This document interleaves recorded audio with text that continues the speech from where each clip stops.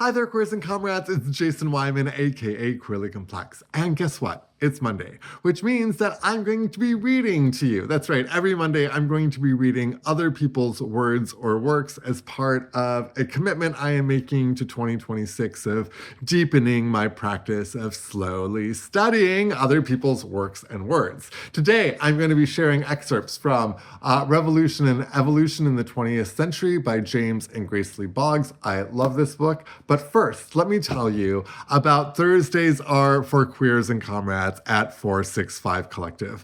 I'm partnering with Queer Art Club, Tree of Change, Realist Exposure, and Filthy Studios in order to produce a wonderful activation at 465 Collective right here in San Francisco every Thursday night between 5:30 and 9 p.m. It includes art, it includes reading, it includes media, it includes mutual aid. All you have to do is show up at 465 South Van Ness in San Francisco, or you can find all of the information, including how to RSVP to get reminders, at queerlycomplex.com. That's queerlycomplex.com. And now back to the book. This right here, again, is Revolution and Evolution in the 20th Century by James and Grace Lee Boggs. As you can tell, this is a very beloved book of mine. I've had it for a while. I write in my books. You can see right here, I write in them. And this chapter is actually rediscovering the American past. I think it's really helpful to understand how we got to where we are today by taking a look at what came before. And this chapter in this book is an incredible summary about the origins of this country that might shine a light as to why we are here. This is going to be a numerous part video in order to keep each video 3 minutes or under. So let me dive into part one. This one right here is just from the opening. Every revolution is a struggle to resolve the particular contradictions which have evolved out of a particular past. The economic, social, and political institutions of this country have been shaped by the struggles of very real and very different people, mostly of humble origin, and all seeking to make a new and prosperous life for themselves here on this earth as quickly as possible, regardless of the cost to other peoples, especially to those of different ethnic backgrounds and to future generations. This is from the chapter Rediscovering the American Past, and I'm going to read a second section. Thus, one group, seeking to escape the contradictions on one continent, began to create new contradictions for itself and for another set of people on another continent. Contradictions which have remained to this day and have become more complex and challenging with the years. It is only by reflecting on the political, social, and economic climate of Europe in the 16th and 17th centuries that we can understand why so many thousands were ready to embark on a journey to the new continent, a journey as daring and as historic as Mao's Long March more than 3 centuries later. Part 2. Yet despite the known and unknown perils, many individuals contemplated the long voyage because a new spirit had begun to stir in the ordinary man and woman. The artisans and the clerks, the housewives and the vagabonds of Western Europe. It was an era of what we today called rising expectations. Instead of dreaming about happiness in heaven, as the masses of Europe had done for centuries under the tutelage of the Roman Catholic Church, they had begun to think about achieving it here on earth. But adventurer or settler, most of those who came to this country, then and since, have been humble and unhappy folk, because as Tocqueville put it, the happy and powerful do not go into exile.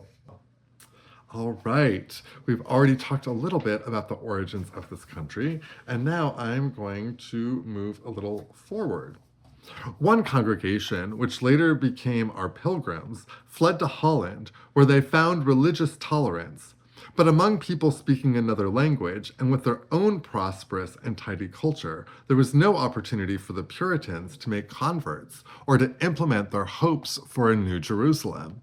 So after many disappointments, they arranged with a joint stock company for a ship and provisions, as well as additional recruits and a crew, so that they could establish a settlement in the New World and send back the furs and gold and the other resources of America, which would justify the money invested in them.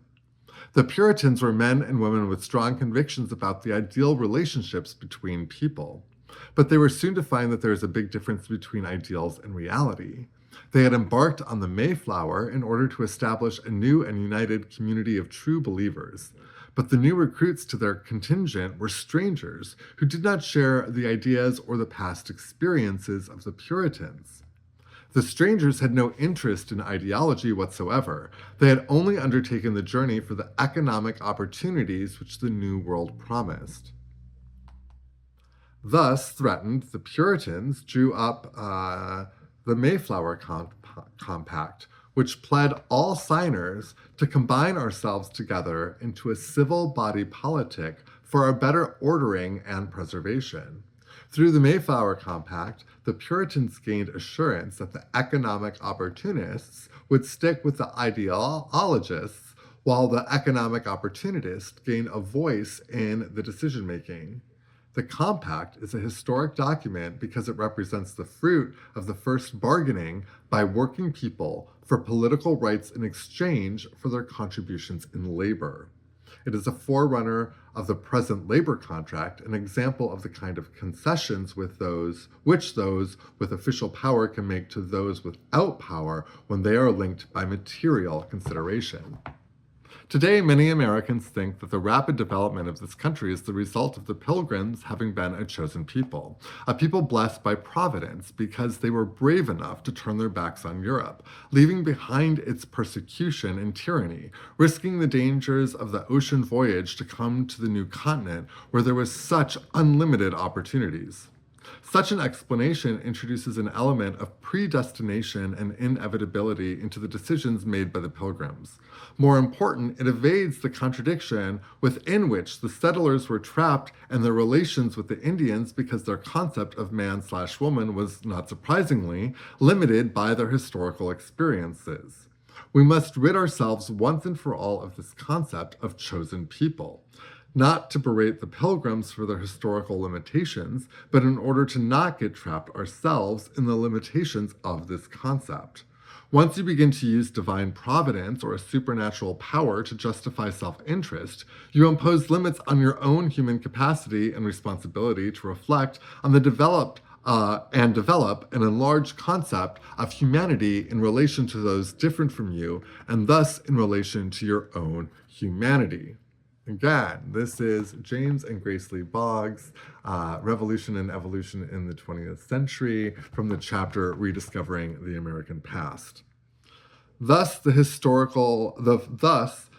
philosophical basis was laid to bring in and enslave a whole people from another continent to achieve the rapid agricultural development, which was a prerequisite to rapid industrial development.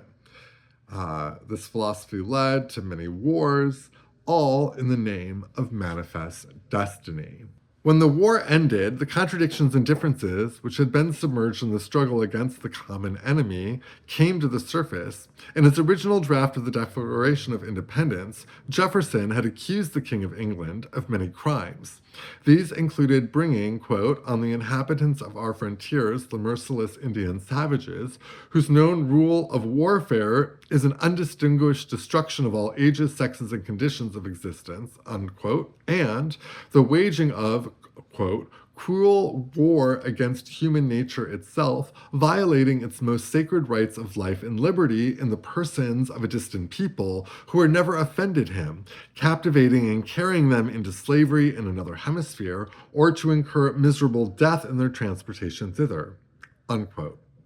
In the final draft of the Declaration of Independence, which was adopted by the Congress on July 4, 1776, after heated debate and threats of withdrawal by the slave trading and slave owner representatives, the passage concerning the Indians remained, but that on the slaves was completely deleted. Jefferson agonized over the deletion, but in the interest of unity, he capitulated. Then, in 1793, only 6 years after the Constitution was adopted, Eli Whitney invented the cotton gin, which made it possible to utilize many more slaves in the production of cotton than had hitherto been required on the tobacco plantations. Cotton was a most precious commodity for the textile mills, which would provide jobs for workers and profits for capitalists in New England. Cotton was also shipped to England, assuring a more favorable trade balance for the infant nation, as well as the capital it needed for new factories. So once again, the economic thrust took over. White support for the Black freedom movement, which had happened just previously, subsided, and the country was flooded by racist propaganda using the Bible, pseudoscience, greed, and fear to justify the enslavement of Blacks. In response to the Black rebellions and Black agitation and propaganda, these New England intellectuals now began a ferocious attack on the culture of the marketplace, which justified the degradation of some human beings in order to further the economic well-being of others. Americans, they said, had thrown off the yoke of theocracy, aristocracy, and monarchy only to set in its place the yoke of money. The Constitution, they said, was a bastard document, a compromise between the high ideals of the Declaration of Independence and the selfish economic interests of slave traders and slave owners. They challenged other Americans to base their decisions on putting human beings first rather than the almighty dollar. They were ready to put their lives on the line, to hide runaway slaves, to wrest them from sheriffs trying to return them to the South, to defend their meetings against attack, and even, as in the case of John Brown, to organize a massacre of white settlers in the Kansas-Nebraska armed conflict, and 5 years later, an insurrection at Harper's Ferry. There were many differences among the abolitionists over strategy and tactics. They debated and split over whether it might be best just to let the South go rather than allow its poison to spread into the rest of the nation, or whether there was any point in using the electoral process. But none of them had any use for the proposal to ship the slaves back to Africa in order to rid the country of the quote-unquote Negro question. The new compromise favored by Lincoln, which was gaining popularity and leading to the formation of colonization societies. Instead, they were absolutely convinced that Americans, for the sake of their own humanity and development, must struggle to resolve this contradiction which they had created for themselves. They were very much aware of the fact that Blacks had lived in this country for as long as any whites and longer than most. The abolition concentrated on the slavery question, but they were also active and vocal on other issues: women's rights, peace, debtors' reform, abolition of capital punishment, prison reform. No issue which involved oppressed humanity was alien to them. The abolitionists and the Blacks were governed by social thought because they believed that what was good for the most oppressed was good for the country as a whole. But they were geographically separated from each other, and neither had reached the stage of consciously struggling for power in order to put their politics in command of the entire country. On the other hand, Southern whites, Northern industrialists, the old workers leaving the city to become farmers, and the new immigrants swarming off the ships to become workers were all expressing bourgeois values. That is, they believed that what was good for their own special material interests was best for the country. Ironically and not surprisingly, forces with conflicting interests, Northern industrialists, workers become farmers, abolitionists, and Blacks, would all line up on the same side in the Civil War. It was an unholy alliance and could not last. In order to lend a semblance of legitimacy to their cause, the Southerners used the legal or constitutional issue of states' rights. The colonists had originally fought a war for independence on the principled basis of human rights.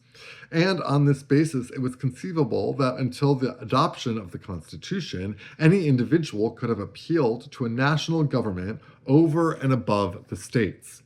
But when the slave owners won states' rights at the 1787 Constitution, they effectively blocked any legal or constitutional way for dissidents in the South to transcend the control of the Southern states. The freed blacks owned nothing, had nothing. The only chance they could see for developing themselves was through education. And if they were to get some education, it would have to take a social form because only rich whites could afford private schools. So they established public schools, which not only enhanced their own opportunities, but those of the many poor whites who could not afford private schools. A few of them were able to establish plantations, and fewer still opened up small stores. They forced the opening up of public places like restaurants and hotels, and rode in the same cars on trains with whites.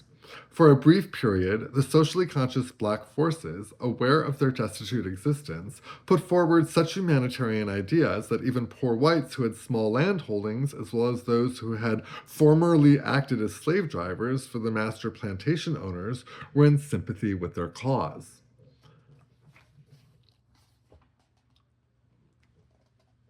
But the effort of blacks to develop new social institutions depended at this stage upon military support from a federal government which was under pressure from profit-hungry industrialists, land-hungry workers, and job-hungry immigrants to get back to business as usual, i.e., to the pursuit of private happiness through economic expansion.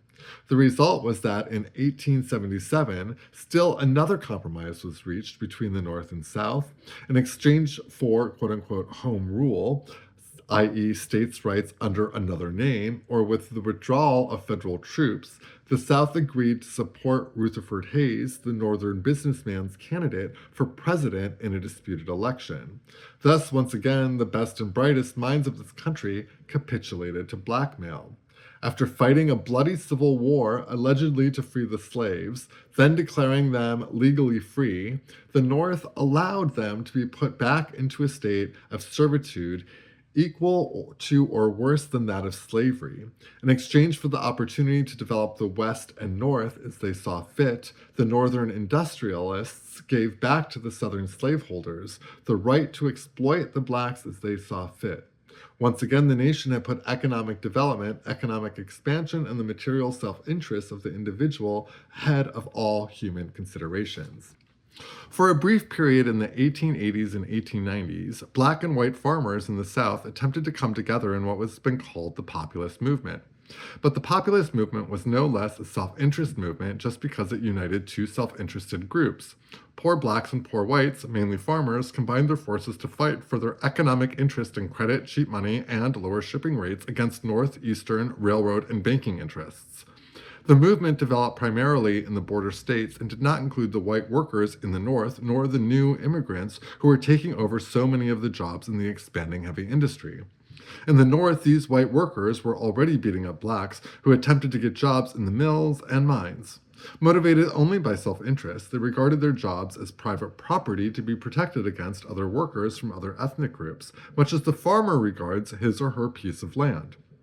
Although the populist movement has as one of its objectives to bring poor whites and poor blacks together, the narrow concept of economic self-interest on which it was based made it easy for the landowners and aristocrats of the South to combine with the Northern industrialists to whip up racist prejudice and split the movement. Recognizing the economic threat in any united action by blacks and whites, the landowners and industrialists stirred up white fears that if the blacks became equal economically to the whites, blacks would easily take away white women from white men and mongrelize their race. Inflaming the poor whites against the blacks on the basis of their color was not difficult in a country where the extermination of Indians and the enslavement of blacks had been for so long justified on the basis of racial inferiority. At the turn of the century, Theodore Roosevelt took this depoliticization of the American people and their obsession with the pursuit of economic interests to the international level. Realizing that the United States was beginning to approach the economic strength of Britain and that the two were now the world's most powerful nations, he became convinced that it was America's manifest destiny to rule the world. With Theodore Roosevelt, the government took upon itself the role of encouraging rapid economic development of the productive forces at home and the imperialist role of this country abroad. Production for the sake of more production and for expanding mass consumption at home, and economic and military expansion for the sake of American production and world power abroad were consciously accepted as the responsibility of the central government. The United States is now ruled by a warfare welfare state, a state which aims both to satisfy the expanding economic appetites of an increasingly self-interested population and to achieve domination over other powers and other peoples. Instead of the powerless central government conceived by the Founding Fathers, we are now confronted with a powerful monster dedicated only to the increase of its own power. And then it concludes. We can draw not only on our own historical experiences, but those of the whole world, and most important, the oppressed peoples in this country and the world whose attitudes and aspirations could only have been inferred 200 years ago, have over the intervening period, and particularly since World War II, stood up and made known to everybody the infinite variety of their grievances, their aspirations, and their contradictions. So please, keep grieving. Please keep airing your contradictions and your grievances with this country. We need it in order to resolve the moment that we are in. This is Revolution and Evolution in the 20th Century by James and Grace Lee Boggs. It was written in the 1970s, and it is relevant today.